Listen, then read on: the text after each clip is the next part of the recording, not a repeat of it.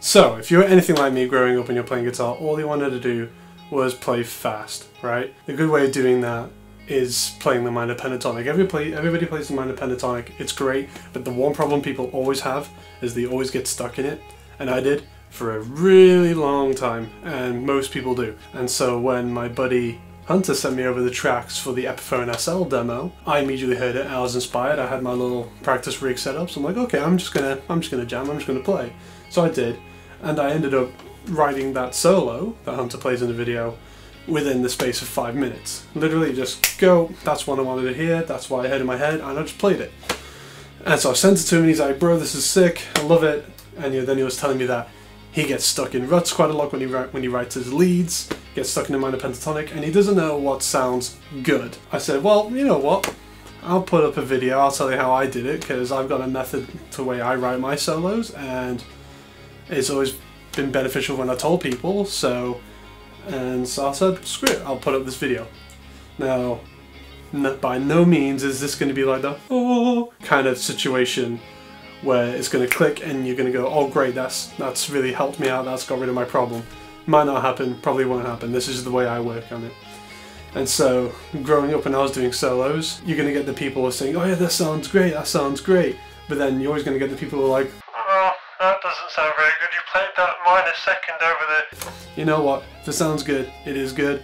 So the way I do things with my solos isn't quite conventional, but it really is at the same time. It's nothing major, it's nothing new, it's just a different way of wording everything, because that's the other thing. People get so hung up on what things are called that it stops the creative process in its tracks completely.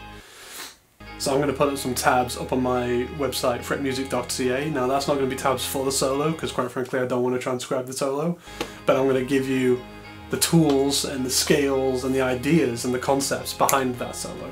So then you go onto the website, you sign up, you download the tabs. There's some other things on there at the minute. It's a brand new website, it's still under construction, so don't hate me, but I'm going to give you some free stuff, and yeah, let's go.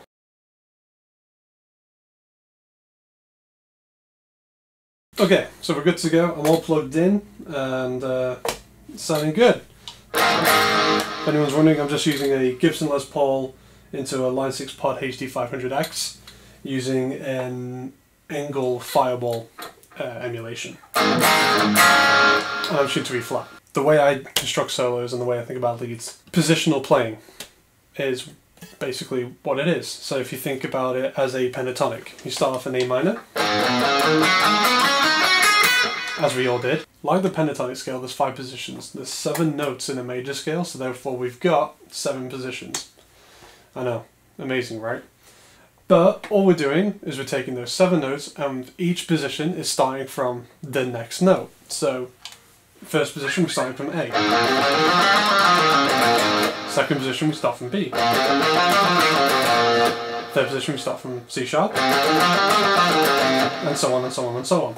And that's how I construct my solos. I use that as kind of a roadmap across the fretboard.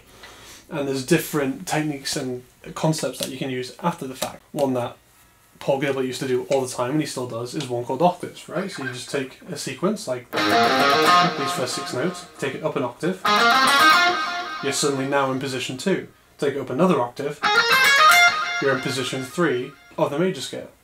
And that's all it is. Every note repeats itself in every position. It's just, it's in a different order. And so with this solo, what I did is I started in position 1.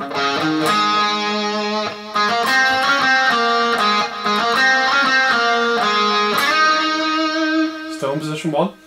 Now I'm doing an A major arpeggio. The only thing I'm doing extra to this A major arpeggio is I'm adding this note here, which is the 6th note in the scale. And now the next bit is we're in position 2.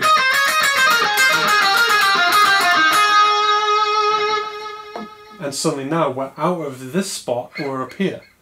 And so this is how I used to get out of the pentatonic scale, by adding notes and changing my position. I'll give you another example. Say we wanted to go in position 1, okay? So the top 4 notes of position 4, position 1.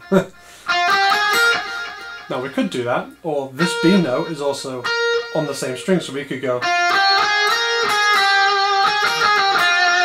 Now suddenly you've crossed over 2 positions. And now I'm back into position 1. And this is what I mean. All these positions blur into each other because at some point they all have common notes that are in the same position.